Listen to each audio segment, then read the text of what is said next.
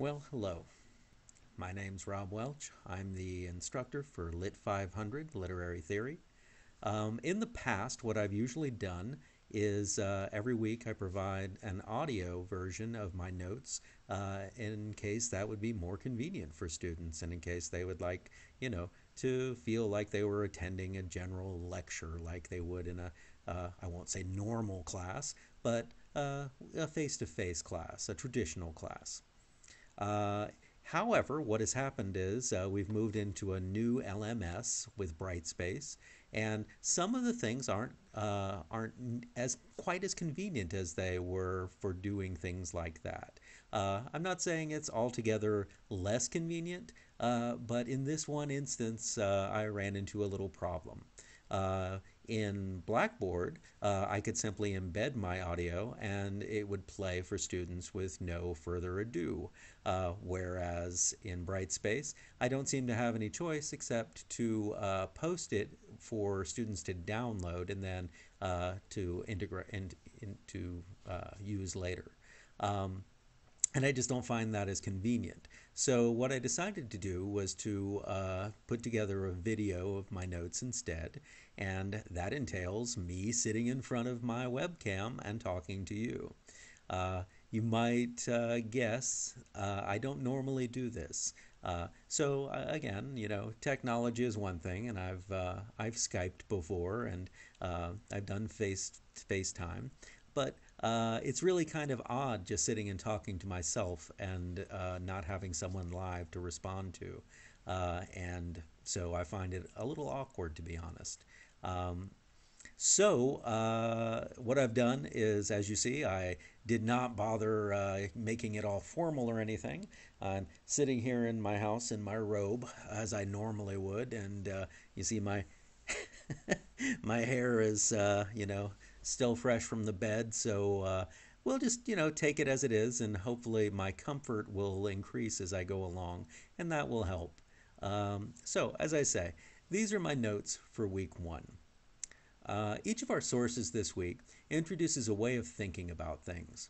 Each in turn supposes that there is a goal in the proposed perspective.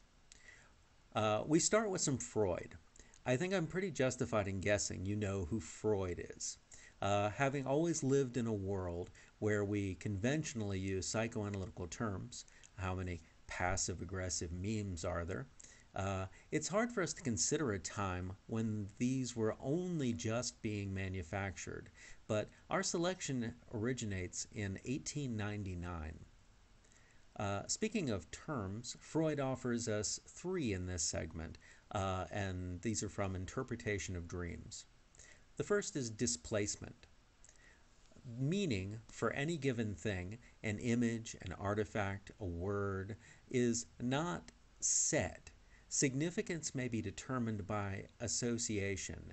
The significance or meaning is displaced. The next term is condensation. The multiplicity of meaning contained within a given symbol indicates that meaning has been condensed. The last one is overdetermination. As condensation combines many meanings in a single symbol, the reasons that cause multiple meanings to converge in that symbol are its determinants. Because multiple causes can result in one observable effect, the symbol seen, the action taken, the belief espoused, the effect is said to be overdetermined, having more than a single, linear, and clear cause. Of all our readings this week, I think this is the easiest to see where literary theory comes in. Take a look at how Freud demonstrates the method to engage in dream interpretation. What he performs as he explains his own dream about the botanical monograph is a kind of close reading, and that is the cornerstone of literary analysis. What Freud does with the elements of his dream is very like what we've been taught to do when explaining, say, elements of a poem by T.S. Eliot. We approach each facet with an open mind, aware of the possible multiplicities of meaning and context, hunting for depth and connections that deliver special significance. we remain open to the possibilities of connotation. Freud tells us that this is not what dream interpretation was like in his time. For us, it's important to keep in mind that neither is it what literary criticism looked like in 1899.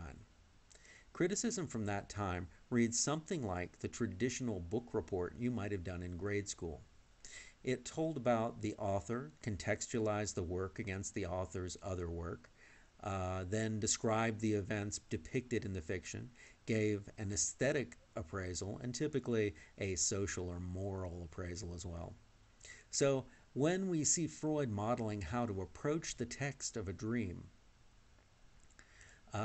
what he's really doing is showing us a model for how to approach any other text, any other thing that we might want to, very much like a novel.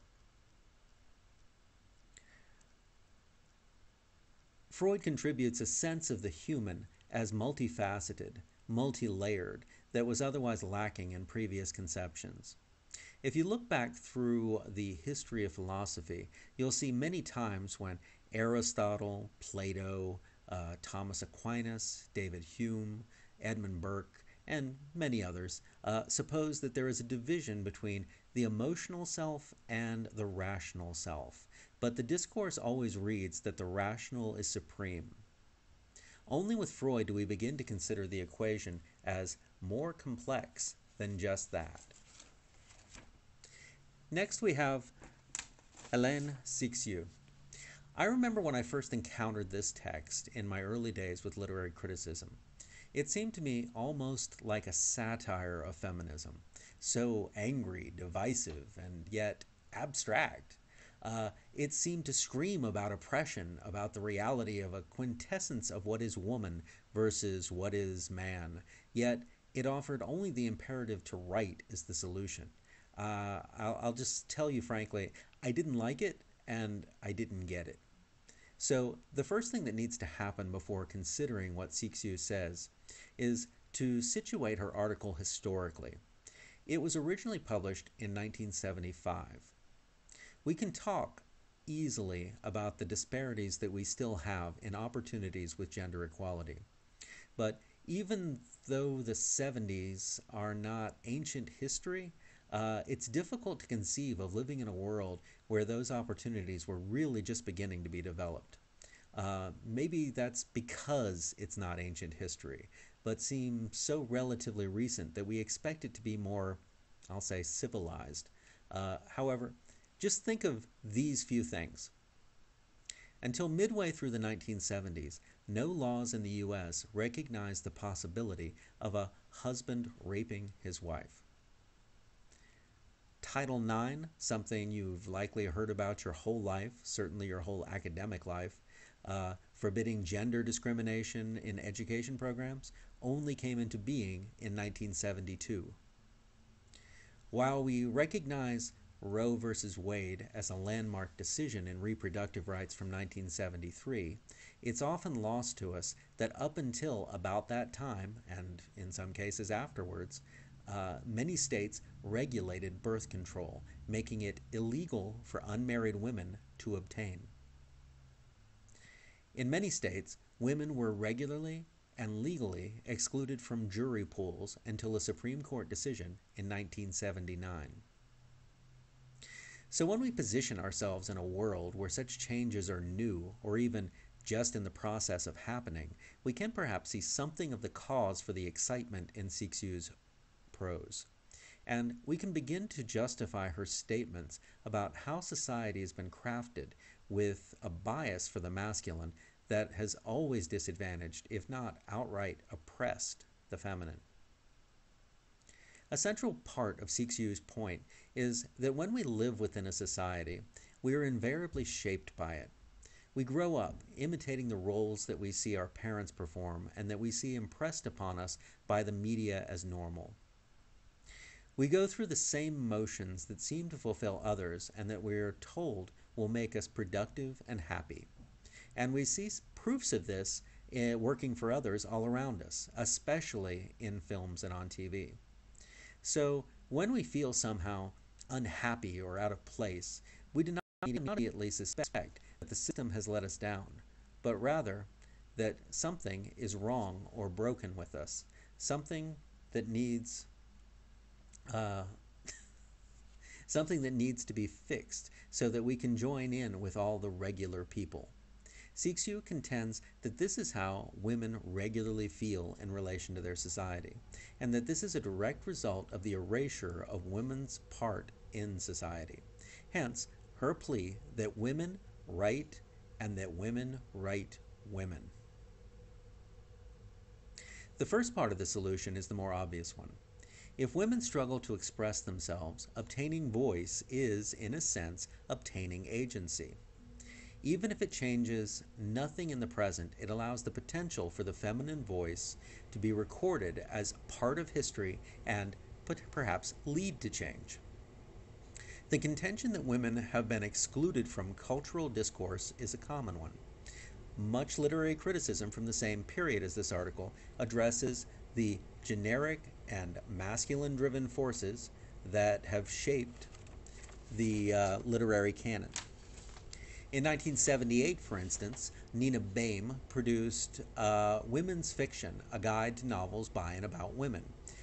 Baim pointed out the simple fact that many, and I'll say many by a great majority, of the best-selling novelists of the 19th century in America were women, and that with the exception of Harriet Beecher Stowe, they were nearly never considered the proper subject of academic study at any level in American education. They were simply ignored in favor of the significant male authors as the rightful representatives of our national literature. Because the authors were women and they wrote for a largely feminine novel reading audience, their works were labeled as domestic and sentimental, a categorization intended to denote a lesser status than the real, serious literature produced by men. The second part of Cixous' formula for reform, women writing women, is a little more complex, and we can begin talking about it by referring to later feminist studies in literature. Anne Cvetkovich wrote Mixed Feelings, Feminism, Mass Culture, and Victorian Sensationalism in 1992, picking up the thread started by Baim. Sensational literature was yet another subcategory that tended to be dominated by women writers, specifically bad women. The classic example of the genre is Lady Audley's Secret from 1862, and that's by Mary Elizabeth Braddon. Specifically, it might seem that breaking the mold of the Victorian angel of the house as the only representation of what women can or might be a good thing. However, Cvetkovich's point is that sensational fiction operated within a male-dominated industry set within a male-dominated society. And so the genre doesn't really stretch boundaries in the way that you would think that it would. Rather, the bad women depicted always come to a bad end, and so they act as examples of what not to do. Despite the gender of the author, the moral message associated with the genre reinforces proper gender relationships. And when I say proper, I mean, that they consider them to be proper, ones where women would remain subservient, safe, and happy. In other words, these female authors propagated a pro-male agenda. What Cixous asks is that when women go to write women, that they identify and interrogate these social influences that have told them what they are. Instead, she asks that they trust themselves to determine or write who and what they are and can be. Speaking of those social influences, we can go back to the type of characters created by the authors I've already mentioned. Harriet Beecher Stowe gave the world Little Eva and Eliza in Uncle Tom's Cabin. That's 1852. Two paragons of womanhood. Braddon created the scheming, murderous, and bigamous Lucy Graham, who lets no consideration stand in the way of her comfort or success. In their work, The Madwoman in the Attic, from 1979, Sandra Gilbert and Susan Gubar suggest that this this binary of Madonna or monster remains the only regular choice for represent women in much of literature.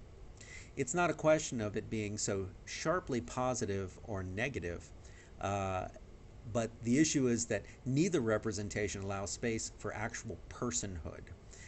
Both objectify the feminine, limiting its potential. Cixous's life as a poet strongly influences her prose, and we should probably invest as much as possible into her use of the word write as a synonym for create. You'll note throughout that she refers to writing and the body. The battle cry of second wave feminism was, the personal is the political. There's really nothing more personal than the body you live in. Cixous, of course, is not claiming that we can literally recreate ourselves. However, what she aims for people to do is to stop recycling previous modes of categorizing or labeling that established hierarchies of power between genders.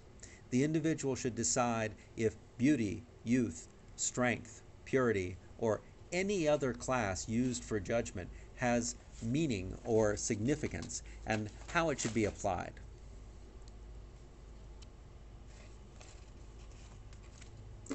She has in mind how cultural ideas about such categories have always been used to the advantage of one gender and asks people to rethink this and, in the process, to rewrite who they are within the society. Next, we have Karl Marx. Of our readings, this is probably the most straightforward and immediately comprehensible.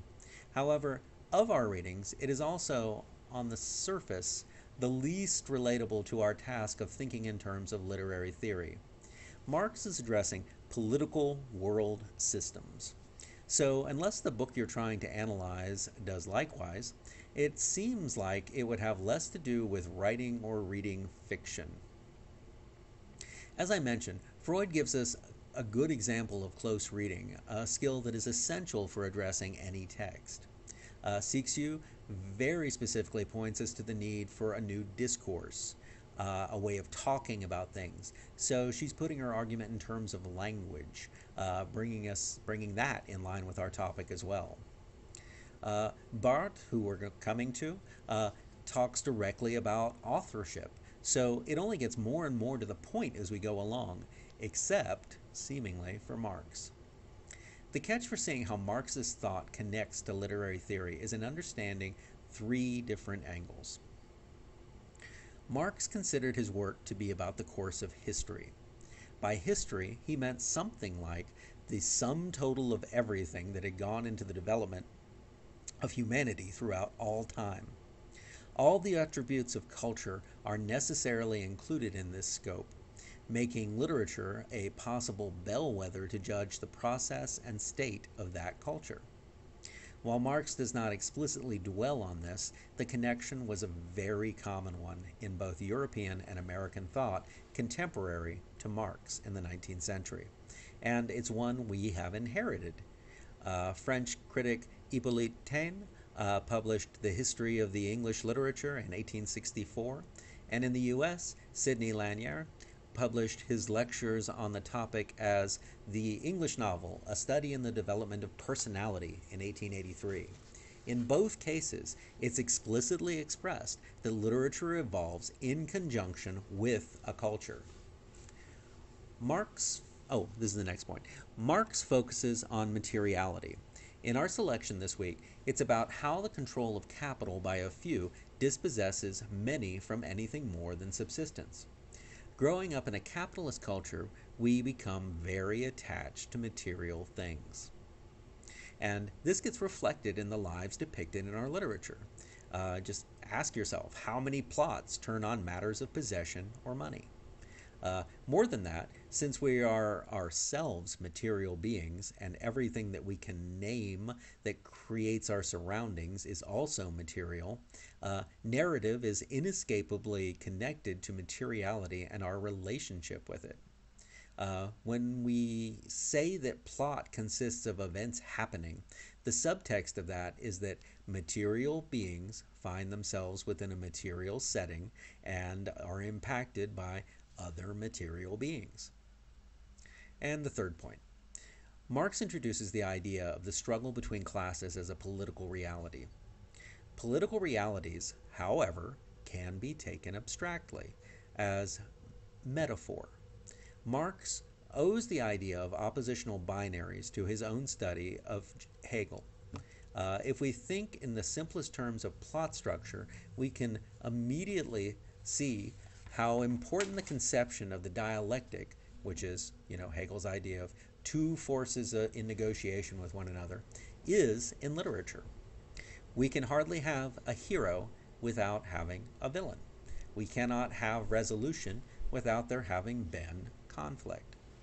So Marx has become fundamental to a lot of the ways that we deal with literature, and Marx's patterns of dealing with such subject matter have been the basis for a lot of other developments in critical theory that reach beyond Marxism. Lastly, we have Roland Barthes. I'll go ahead and go out on a limb and say that I find Barthes very readable, and I hope you enjoy him as much as I do. The Death of the Author was first published in 1967. Like the article by Cixous, I think it's important to situate the work against its contemporary situation. However, rather than looking at the gendered history of the moment, we have to think in terms of broader philosophical concepts about how things are. In the previous section, I mentioned works by literary historians, Taine and Lanier, who looked back over past writings and said we could use them to talk about what those previous cultures were. They said that contemporary literature could provide a sociological window on current life. Between the two, from past to present, they constructed a linear explanation of the march of progress. This sense about how things move forward, evolving, becoming more complex, was paralleled by a sense of how humans are, at the same time, becoming more self-aware and able to map out these changes. And what they wanted to imply was that we would always progress, but our sciences would allow us to handle more and more information until we were able legitimately to understand anything that we set ourselves to understand. This tendency to look at big picture perspectives remained an understood goal of how people thought about science and philosophy. Through a good portion of the 20th century, this was true. Think about how Einstein's theory of relativity used to be seen as an ultimate and complete explanation of our fundamental relationship with the material universe. In all fields, people look for ways to make broad connections, to make our understanding more comprehensive by reconciling one science with another science, so that you could get the real big picture. And this trend was known as structuralism. Now, we've already dealt with another of these comprehensive structural systems. When I talked about Marx, I mentioned how inclusive his projection of history was. As I said, Marx's history was comprised of any and every factor that led from the simple social structures of nascent humanity to the 19th century world that he knew. For him, the single thread that connected all of these developments was an economic one. It's a position that's, still arguable.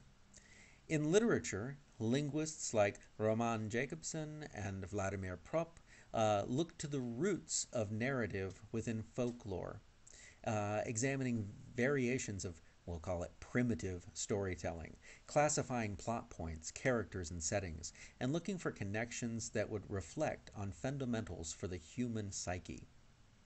Narratologists similarly addressed all aspects of literature, mapping out this area of communication and making suggestions for how we could understand it as one unending landscape of expression.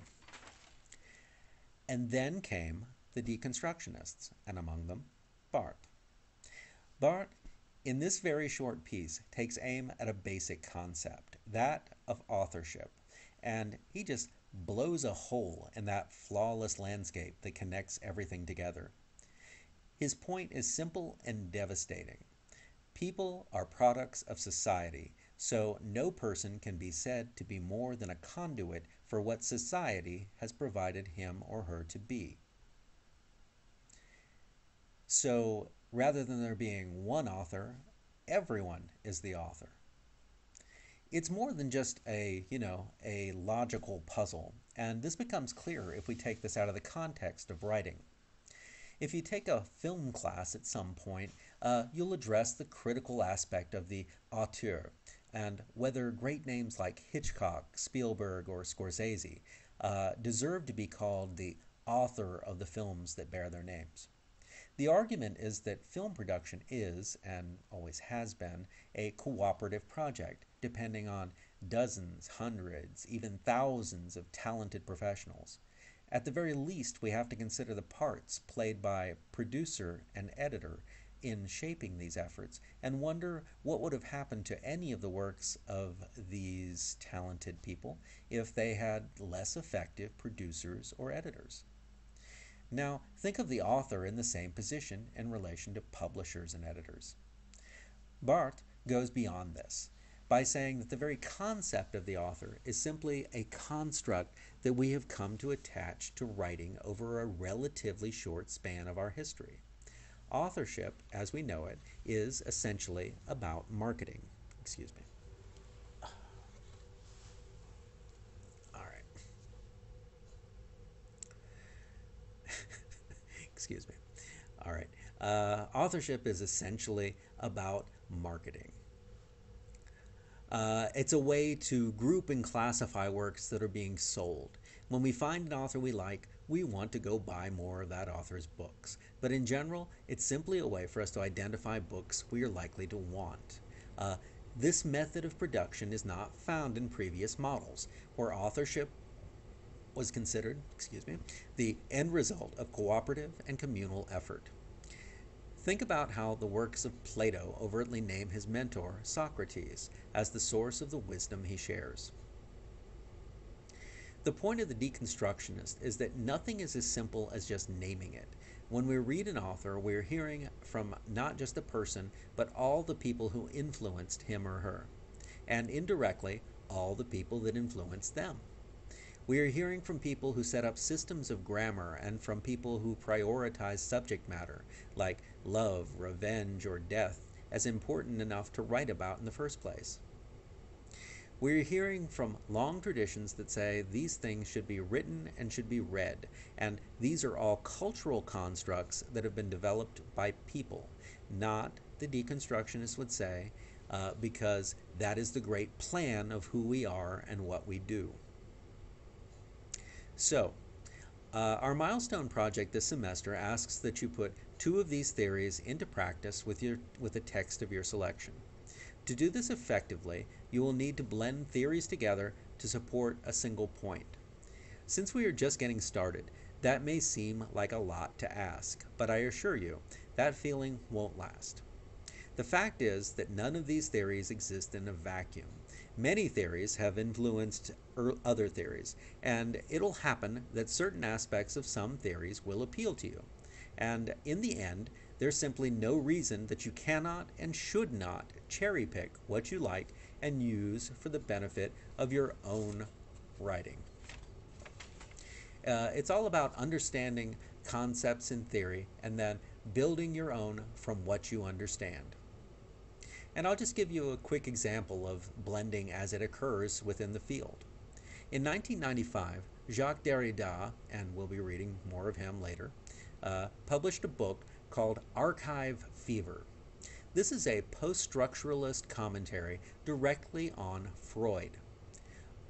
Freud had given attention to the significance of personal meaning, how the material things in our lives matter to us, how has varying connotations based on our histories. And that work has influenced the idea of the personal archive in subaltern-oriented studies like feminism. So, in one go, in this one book, we have a conglomeration of a post-structuralist writing about a psychoanalyst and He's giving his thoughts on materialism, which is a totally Marxist trope. And Derrida's book has become foundational in a branch of feminist theory that focuses on ephemera of personal belongings and how they represent people who are not represented by public archives. For me, the fluidity is one of the most fascinating aspects of studying it, and I hope you see it in the same way. As always, if you're unclear on anything, if you need a sounding board for hashing your own thoughts out on the topic, let me know. That's what I'm here for. And until next week, adios.